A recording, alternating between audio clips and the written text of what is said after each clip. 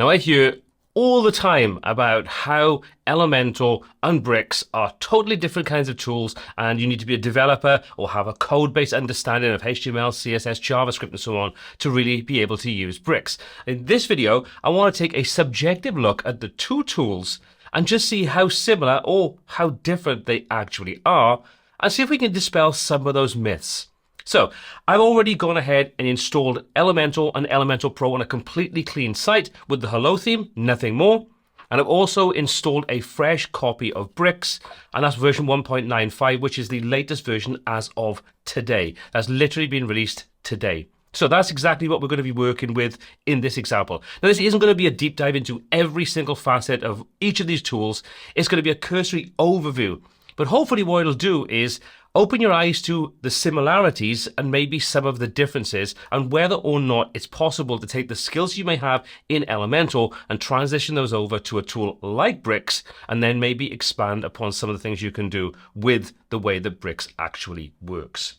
Now, before we go any further, I do have most of the latest features enabled with Elementor Pro. Updated this, the interface is the same. We've got the container, the grid, and so on, as well as the nested elements. These are things that I think is a fairer comparison between the two, because we are going to be looking at working with these in the imminent future if you're not already working with it, especially the container element. Okay, so let's take a quick look at the interfaces a second and see how they are more similar than they are different. So if we take a look at the interface in Elementor, we've got a pretty simple setup. You've got some icons across the top that allow you to add things like elements, which used to be called widgets. You've got your site settings, you've got your structure panel, and you've got your notes. You've also then got all your options on the left-hand side for all of your basic, your layouts, your pro features, and so on. If you go to your globals, you can set up your global widgets and so on inside here, which are kind of little template blocks. And if we dig in a little deeper to the site settings, for example, you can see this is where we can set up the overall basics of our site. So things like our global colors, fonts, typography, buttons, and so on. We'll come back to those a little later. If you take a look on the right-hand side, you've got your structure panel, which is effectively going to show you all of the different elements you add to your page and allow you to move them around and do other things like delete them, duplicate them, rename them, and so on. So a very simple kind of setup. Across the top, you've then got the ability to switch between the different templates and so on. You can jump into the different responsive modes for your desktop, tablet, and mobile, and so on. And then you can go and you can find things, you can get some help, and you can also preview the changes, publish, you kind of get the idea. If we jump into bricks, you can see it looks very similar. And you're going to find this across most of these kinds of builders. They're all going to operate in a very similar fashion. Now, the same with bricks. I have nothing else installed. I don't have no third-party add-ons or anything. Just a plain old vanilla copy of bricks. So again, if we take a look at the top left-hand side, you can do things like switch between your pseudo classes, which is basically just your hover effect, your active, and so on. You can create other ones if you want to, but we're not going to worry about things like that. You get your help. You can open up your pages. You can see your history and revisions. You can come into the settings, and if we come in here, you can see you've got your theme styles, which point you can then create your own custom theme style. This is one of those benefits that you have with a tool like this. You can create theme styles and apply them to different pages or site-wide. Great if you want to have like a front-end dashboard, for example, having one set of styles and then the actual website having a different set of styles, which is pretty cool. You can also set up things like your page settings. So this is where you can set up your general, so you can enable, disable headers and so on. Very similar to the kind of things you can do in the settings when it comes to Elementor. You've then got the option for your global class manager. Now, this is something you can totally ignore if you want to. You can disable this functionality inside bricks. So if you are coming over from a tool like Elementor and you don't want to start off with at least even touch global classes, which is where the strength of a tool like bricks actually comes in, you can just ignore it for now until you get comfortable, and then you may want to explore that a little later. And finally, you can go and add your elements in. So if we click, you can see that takes us back into our elements, and we've got our basic, our general, and so on and so forth. So again, very similar to what we have in Elementor. You've got your main canvas. Across the top, you've then got your responsive modes, which you can switch between. You can set how you want things to scale when you're working inside the editor. And if you go to the right-hand side, you've got your undo and redo. You've got your structure panel, which is exactly the same as you have when it comes to Elementor. You can enable or disable this. And again, you can do fundamentally the same things, move things around, rename them, those kinds of things. You've got your templates inside here, which is a little different. We have templates, and we will take a quick look at templates later on both of these. You've then got your edit in WordPress if you want to, your preview, and your save. So as you can see, things do look very, very familiar. So first of all, let's take a quick look at some of the key things that you're going to notice straight away. First of all, and one of the things that may confuse some people to start off with is the fact you have these 4 different layout options, your sections, containers, blocks, and divs. At their core, they're all exactly the same thing. They're all just divs. They just effectively work slightly differently. And what Bricks has done is taken the approach of, instead of having to set up parameters for basic things like a section is always going to be full width, a container will sit whatever size you set the container to be as default, which you can override, will sit inside your section, and then blocks can sit inside and divs can sit inside however you want to lay things out. There are a couple of little differences between blocks and divs. If we take a look back in Elementor, you see we simply have the container. However, what you don't see is this is working in fundamentally the same way. If we add a container, you can see that adds a container which is full width by default. And even though you don't see another container sitting inside it, if we add something in, for example, if we go and add another element in, we'll say a heading, for example, you can see that sits inside the container structure, which is the width that we set. But if we choose the container itself and come into our styles and set a background color, you'll see that this is actually going full width. So we're effectively working in the same way. So let me just show you what I'm talking about. If we jump back into Bricks, we choose a section, which is the same as a kind of container. You'll see this does the section and puts the container inside it. By default, this is a natural way it works. So now if we add something to the container, so let's come and add in a element, and again we'll put a heading inside there. You can see this sits in that set width. In this example, probably 1366 or 1400 pixels, whatever you set is your default value. But again, if we choose the section and we come over into our styles and set our background color, and we'll choose one of our global colors, you can see that is also full width. But if we choose the text color, you can see our heading is still sitting inside that inner container. So even though you're not seeing this in Elementor, it is working in fundamentally the same way. And this is one of those areas that I think probably causes the biggest level of confusion when it comes to comparing these two tools. People that come from Elementor may go, well, it's just a container and that's it. And I can do whatever I want with it. I can put containers inside containers and we can use Flexbox and so on to lay things out. But when I take a look at Bricks, I've got 4 different options to choose from, but they are working in fundamentally the exact same way. And you can easily get away with using sections for full width, containers to sit inside to contain the actual content, blocks to put things inside this, so maybe like a 3-column layout or something like that, and then divs you want to put things inside and group things together.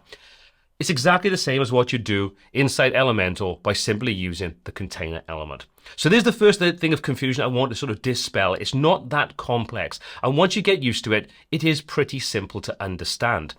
Now, the second thing people kind of look at is they go, well, I've got this container, for example, and if we put something else inside there, when I come into the layout, I've got these different options for rows and columns, reverse rows, reverse columns. We've then got justify content and line items and so on. And this is Flexbox. This is effectively what Flexbox is. And again, if we switch over into Bricks and we come into our content, you can see we have all the same options available. So you can set things to be vertical, horizontal. You can reverse them if you want to. You've got your alignment options. So one of the biggest things that I see, the biggest objections to using something like Bricks is that it's far more complicated to use. When the reality is the playing field is now being leveled considerably because Elementor is moving over to the container as the default element, and that is effectively Flexbox, which is exactly what we're doing inside Bricks itself. Now, if we delve a little bit deeper into these, let's take a quick look. So we've seen the direction. We've seen that these will change depending upon what we do. So we set it to be a row, for example. You can see the options for the justify content change accordingly, and the same thing goes for your row, and if you reverse and so on. Then you've got your alignment options. You've also got your gap and your row gaps for your columns and your rows. And then you can set the wrap, whether there's a wrap on there, no wrap, and so on. So while this is mostly icons, and quite small icons, and if my opinion is I don't think this is the nicest way of working. If you take a look at Bricks, you've got exactly the same options. All of your alignment options, all of your direction options. You can choose whether this is going to use Flex or using Grid, which is no different to what we have when we create a container inside Elementor. We can choose to use CSS Grid there as well if we want to. And if we change this over to Grid, for example, you can see the options change, and it gives us the ability to work with grids in a very similar fashion to what you have inside Elementor. Let's switch that back to Flex. But you can see our column gap, our row gap, our flex grow, and so on. So there may be a few more options immediately available, But they're all doing fundamentally the same thing. Flexbox works in exactly the same way, no matter what tool you're using, whether that's Elementor, whether it's bricks, whether it's breakdance, any of those kinds of tools. They're all going to work in fundamentally the exact same way. So once you understand Flexbox and CSS Grid, transitioning between the different tools is very, very straightforward and doesn't take a lot of learning to kind of understand the nuances of how the different builders will implement things. Okay, let's take a little look now at site settings, which is where you can kind of set up the default values for various different parts of your overall design. So if we take a look at site settings in Elementor, you can see we can do things like we can set up our global colors. We can add additional colors inside here. You can set this style guide preview, which is quite useful. I do quite like the look of that. That's very useful. You can add your colors in and you can use those then throughout your entire site. The same thing goes for your global fonts. You can set up your global typography in here for your primary, secondary, and so on. And you can add custom styles in as well and add your own custom fonts in. So there's a lot of use cases where you'll set this up to start off with. One of the things that is a little bit limited with this is that you apply this to your site globally and there's only one set of this that can be used for the entire site. You can your typography, you can choose typography, and then you can pull in your global colors, you can pull in your global typography settings and so on, so you can pick all the things from there. So this is just allows you to set up all of the basics for your overall site design. And you can see you've got your background colors, your layouts and so on. So if you come into layout, for example, you can set up your content width, your container padding, your gaps and so on. So these are the default values. Same thing goes for your breakpoints. So all pretty cool, pretty useful, and I'm sure you've already seen this many times. If you want to add custom CSS in, you can do that here as well, and that will apply globally to your overall site.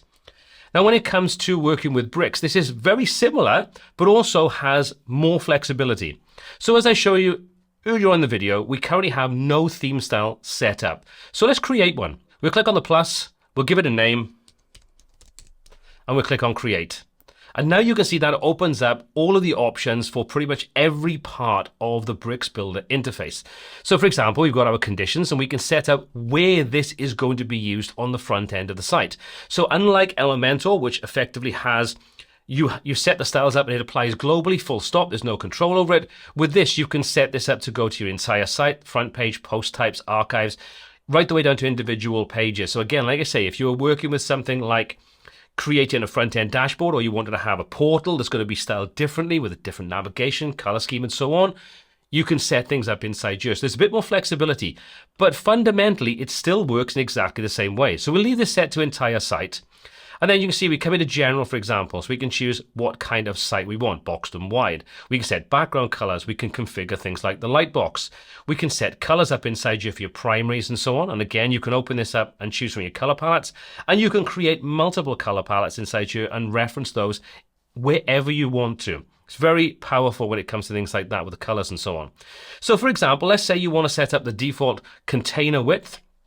Then all you need to do is come into the element, and inside there you can see we can set up the parameters, whether this is going to be a row or a column, so all your Flexbox options. You can set your width, your minimum width, your maximum width, and so on. So we may say you want to set this to be 1366, for example, for the max width, and then that will adjust accordingly. Now, every time you add a new section with a container inside it, that container will be 1366 pixels wide. So these are the default values you can set up, and as you can see, there's a lot inside here. Now, I will be brutally honest, you don't need to set up all of these options, and if you start to use frameworks with global classes, only minimal things need to be set up inside here. But if you don't use those, I'm not the biggest fan of how many options there are to set up inside here, but you can be as lean as you want, or you can get as in-depth as you want. And the same thing goes when it comes to the Elementor options. They're okay. I don't think they're the best way of working, and this is where I think a framework which you can use inside, a tool like Bricks, which you can't inside Elementor, makes it a more flexible tool. But like I say, we're not concentrating on that today. I just want to make you aware. So once you've done everything and you've set everything up, right the way through to how you want your videos to be set up, a fallback image and so on, you then have a very similar setup inside here. So there's not a massive difference between the two there. They're nuances, but fundamentally they do the same things. Now, let's take a quick look at some of the options we have, some of the elements that we can choose, because again, there's a lot of similarities here. And with some of the experimental features that we have in Elementor, things like the nested accordion, the nested tabs, and so on, they are basically exactly the same as what you can do in Bricks and what Bricks has had for a while. So I'm sure there's other tools out there doing exactly the same kind of thing. I know we can generate blocks. That works in fundamentally the same kind of way. And it's a very flexible way of working. So there's a lot, again, of similarities between these tools. So you've got your containers, you've got your CSS grid, which we've already established is your Flexbox and CSS grid. You've got your basic elements then, like your headings, your images, text editors, and so on. You've then got pro features like a loop grid, loop carousel, and et cetera, et cetera, et cetera. So a lot of options inside here for the different elements, including WordPress elements. And again, it's very similar to what we have inside Bricks. So your basics, you've got your heading, you've got basic and rich text, which have more control over them. You've got your text links, your buttons and icons and so on. Again, then you've got your nav for nestable navigation, drop down, you can control your navigation. But as we've seen, you've got your form elements, all the different things you'd expect. You can add in your media, your carousels, your slider, which are nestable, very, very similar. There's probably going to be some slight differences here and there, but they're fundamentally going to give you all the same kinds of tools. Next, let's talk about the templating system, because when it comes to working with any kind of website, from the smallest to the biggest with tons of dynamic data and so on, you are going to at some point start to work with templates, even something as simple as your headers and footers. And even though they operate slightly differently, they're very, very similar. So if we take a look at the theme builder in Elementor, you can choose the different kinds of templates that you want. And if you have things like WooCommerce installed, you'll see some additional templates inside here as well. But let's say you want to add a header in, you can simply click the plus to add your header. You can choose from one of the templates, which let's just, for argument's sake, pick one of these templates, we'll insert it.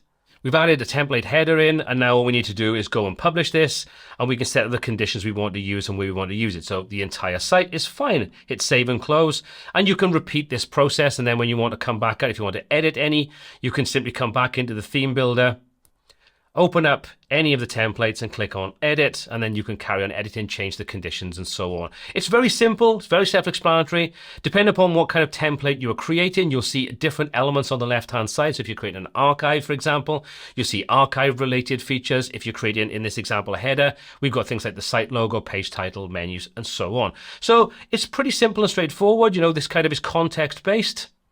So if we don't jump over into Bricks, you'll see this is a little bit more stripped back in how things work, which again is purely your choice. You may prefer one over the other, but they do the same thing. Let's add a new template. We can give this a name, which is one of the things that I don't like about Elementor. They used to give you the option that when you created a template, you'd give it a name. Now it's a little bit finicky as to just creating a name. You've got to go into the settings to do it, or come back into your theme builder, open up the actual editor itself, and rename it. Just seems a little bit silly to me. You can change it. So now we've given it a name. All we need to do is select the template type. So like we saw in Elementor, we choose the template type. We kind of move on from there. So this is very similar. So we say this is a header. Now what we need to do is either publish or save your draft, and then we can edit this with Bricks. And that takes us in now, we can start creating our header. So we can just simply come in, add in a layout, or we can choose a template. So let's go and grab a template. Now, this is an area where Bricks is very, very weak. It's the templates. There are a couple of community templates, but there's not really much there that's of any real use. So you can see you've got a couple of different options here and a couple of different sort of types. It's all kind of a bit basic and not the nicest in the world. But let's just pull one of these in just for the argument's sake. We'll insert it. We'll say, no, we don't import it, and no. So we now have a basic heading in place. Now, the difference is, if we save this, we save it without applying a condition. So let me just show you. If I click save, no condition has been applied. So we've created a header template, but it doesn't know where to use it. So this is something that probably would cause a little level of confusion if you don't know where to look for it. But it really is easy. Once you know, you simply come into the settings. You can see there's our template settings. We can click. This is a header. You can see we can choose the location, top, right, or left. We can specify whether it's a sticky header. We can apply a condition to it. So we can now just click add a condition and say we want this for the entire site. And if you're working with dynamic data, you can populate the content from here as well. Hit save, and we've now created our header that's going to be applied to the entire site. So they're not too dissimilar. In some ways, Elementor is a little bit more straightforward and logical when it comes to creating the template and then assigning the conditions once you save it, whereas Bricks kind of requires a little bit of an understanding. But then on the flip side, the whole fact it gives it a default name when you create a template inside Elementor, and then you have to retrospectively faff about to go and change it, is not necessarily the nicest and smoothest workflow. but they both work in fundamentally exactly the same way. Now, let's talk dynamic data, because this is where the biggest differences between Bricks and Elementor Pro start to show. There are certain aspects of working with Elementor that is more user-friendly, but with that user-friendliness comes limitations. So let me give you a good example. Let's take the loop grid for an example. We'll add a loop grid in. So now we've created a loop grid. Now this is specifically a loop grid. I'll explain what I mean in a moment. We're intentionally creating it. So now let's say we create a template, save our changes, and then you can create your template. So we'll just say we'll do something simple like we put the post title in. You're probably not going to see much on here. We'll go and add another element in. We'll say we want the featured image. And we'll add one more element in, and we'll say we want to have the post info. So we've now created a basic template. You can style this and do all the kind of things that you want. Hit publish. And now we can click save and back. And we've now created our template. Now, ignore the fact these are all the same images. This is just placeholder info. So we've created our loop. We can now come in and customize this. So we can say we want to have this set to, say, for example, 2. We want to say that we want to have 8 per page. Set equal height up. Customize the query. So if you wanted to change this from being post to a custom post type or something else you created, you could do that here. So you've got some basic options, and you can include, exclude, you can sort them and order them and all those kinds of things. You can create more customized queries, which I've covered in a previous video. And you can also add pagination should you want to. So you can add, let's just say, for example, numbers and previous next. So if we have multiple, you can see there's our kind of loop navigation. So that's all pretty cool. But it is also relatively limited. Let's take a quick look at how this works now inside Bricks. So inside Bricks, now we can create our basic layout. So things are a little bit more complicated to start off with until you get an understanding of how it works. But then you start to see the power and flexibility of how loops are created inside Bricks. So for example, let's go and add a new section in. And inside there, we're going to go and add in a block. We're going to simply add one block inside there. Now, this is going to be the block that's going to contain the actual loop itself. So what we can do now is we can come in and start adding our elements in. So we'll add a heading in. We'll go and add in an image. And we'll just add in some basic text. It doesn't really matter too much. So this is now going to be our kind of loop template for our specific loop item. Okay, so let's just set the dynamic data. So the heading, we're going to click on it. You can see I am a heading is pre-filled out. Well, we can get rid of that. We can click the little data icon, and you can see inside here is our dynamic data. So we'll say there's our post title.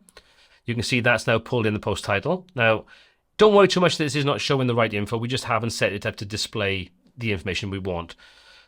Let's choose the image. Same thing again. Let's click on the little dynamic icon. Choose the featured image. Come to our basic text, get rid of anything that may be in there, and click the little dynamic icon again. And we can say post content or post excerpt, and you can set up how you want this to be. So let's just say 25 words. Okay, so we've created our block. So what we're going to do is to select the block. Now we can use the option for use query loop. Enable it, and then come down and choose your query. Now you can see this pre-fills out the different posts that we've got, which is the default. And we can click on query, and we've got a bunch of different options here. So if we had a custom post type, we could use that. We were going to use posts. Our post type is going to be posts. Order by, for example, the title. We'll set this to be ascending, and you can set offsets, post per page, and so on. And there's a bunch of other options here as well. And then what we need to do is come back to our container and set how we want this to lay out. And this is probably where most people that are new to this would get a little bit confused. But once you kind of understand it, it's not that complicated. So we're going to change the display, for example, to grid. And we're going to set this to be 1FR, 1FR. In other words, you're going to have 2 columns. And then what we're going to do is just pop in a little bit of gap in between. And we now have our loop layout set up inside here. But we've got full control over where we want to loop. And because we can use loops pretty much anywhere, we can nest loops inside each other. So we could have our categories. For example, we'd have different categories for our posts. So it could be news, it could be business related information, tutorials, and so on. And then inside each one of those, you could have another loop inside there, which is the loop for the posts inside that specific category. I've done this in a video, which I'll link in the description if you want to take a look. But this is where you just start to see some of the power that you have in a tool like Bricks. And this is one of the areas that I think when it comes to dynamic content, this is where Bricks excels. There's so many more options and we don't need to rely upon third-party tools. So when people say like, oh, but this is more complicated if I want to use repeater regions or I want to use sort of nested loops and so on. Well, if you want to do that inside Elementor, you need third-party tools, which you then have to go and learn. So there's still a learning curve with whatever tool you use. You just add that onto Elementor, and then you've got another point of failure should something go wrong. Whereas with Bricks Builder, this is built directly into it, therefore no additional third-party tools to do what I would consider to be some fundamental intermediate level things when it comes to working with dynamic data like advanced custom fields, metabox, and so on. But this is, again, just scratching the surface of what you can do.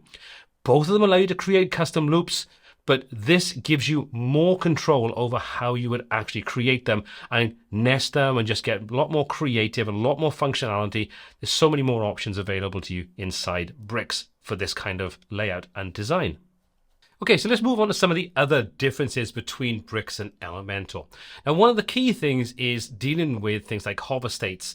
So, for example, if we take a look at Elementor, you see, for example, if we insert a button, with a button, we can come into our styles and we can set our normal and our hover, but we only have normal and hover as default. With Bricks, it's a little different. So you can see with Elementor, we can just click into the hover, or we can adjust things, click back into normal and adjust things. Simple as that. When you insert a button or anything like this into Bricks, it's slightly different. So you can see there's our button. If we come into a style, we can style everything we want, layout, typography, background, and so on. But there's nothing inside here that allows you to just switch it over to the hover state. This is where we come into the pseudo classes. Now you can get into pseudo classes and create your own. There's a lot of things you can do here. It's beyond what I want to cover in this comparison. But you can click on it and you can see now we can click inside and we can choose from hover, active, and focus. So all we need to do now is choose the hover state, change the styling. For example, we may want to change the background color to dark, for example, change the typography to be light. And then we can switch back out of this. So we can just deselect. And now you can see when we go over, we get the hover effect. So it's a little different in the way that it works, but it's just as easy and just as flexible. But you have more options with the pseudo classes, so you don't just have hover, you can set a different one for active, for focus, and so on. So great if you're doing things like with forms and so on, then you can use these pseudo classes with it. And you can, like I say, create your own pseudo classes should you want to. I think this is one of the key differences between Elementor and Bricks, and probably one of the things that has this sort of you need to be a developer kind of mindset to be able to understand it, is that this is way more extensible. So you can expand what you can do. You can add additional sort of pseudo classes in where you don't really have the same level of control or ease, at least with Elementor. You can do all that inside here. Now that leads me on to one of the areas that, well, this is probably what causes the biggest level of confusion, but once you understand it, it becomes probably the most powerful game changer between something like Elementor and Bricks Builder. And that's the fact that this is a class first builder. Now, what exactly does that even mean? Well, you're probably used to CSS. Even if you've never written it, you probably understand there are CSS classes. And they can do things like they can change the typography, the size, the color, the scale, spacing, margins, padding, and so on. Lots of different definitions we can apply. Well, you imagine if you create something inside Elementor, like this button, for example, we can set up all the different parameters for it. But then the next time we do a button, we've either got to copy and paste those styles over there, we can save it as a global object, or we can duplicate it, which is okay. But then when you want to make changes to it, it's not so easy to work with. With a class-based system, it's very easy to work with. So for example, we can come over this button, we can select it, and we can come over to where our classes are, and we can just give this a name. So we'll just call this, for example, BTN test. So we now have a class applied to that. And now we can make changes to this. So if we wanted to, we could change the typography. So for example, we set it to 2 rem. You can adjust your alignment, your spacing. So we could say we want to put different padding on there. So we can make a big, massive button, and we can do things like, let's set the rounded corner on there. And you can say we've got a button. We've created a button. So now let's go and add another button in. So we'll just add a new button.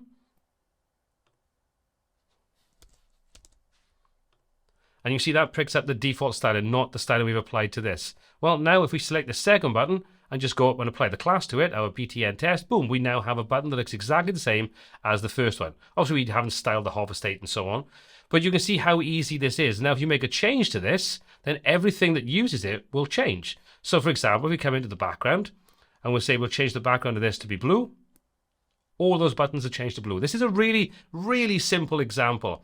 But the beauty of this is then you can create extra classes and stack those classes on top of this particular element. So you can set up default values for things like border radiuses, for padding and margin, for typography scales and so on. And then you can just do so much more, so much quicker just by using this class-based system. And then if you want to, you can expand it with a framework like Core Framework or ACSS or any of those. And then you can just have one centralized location that allows you to set these definitions up and apply them across your site. So quick and easy. And this, like I say, is something that you have in Bricks that you don't have inside Elementor and Elementor Pro. And the way that it currently works, whether this will change in the future, because there is talk of this, whether it'll change in the future, I don't know. But if it does, it's not going to be anytime soon. So these are just some of the key similarities and the key differences. There's so many more differences and nuances between these two different products. But hopefully what I have demonstrated is that if you are coming from Elementor and you look at Bricks and you listen to all the people saying you have to be a developer, you have to understand HTML and CSS and all those kinds of things, the simple fact is you don't. You'll benefit from it if you do and you start to learn and experience how to use those to speed up your overall process, but you can still use it in fundamentally the same way you can with Elementor. You'll have a little bit of a learning curve, but it's nowhere near as steep as it would have been maybe 2 to 3 years ago before tools like Elementor started using the container element. Now, I'd love to get your feedback on this. Are you an Elementor user that's looked at Bricks and been put off by this kind of whole perception? Or are you the other way around? You came from Bricks, went to Elementor, from Elementor to Bricks, whichever direction you actually went in. Let me have your thoughts in the comments section down below, because I would love to hear your experiences and your thoughts about these two tools. As always, all applicable links are in the description. My name is Paul C. This is WPTuts, and until next time, take care.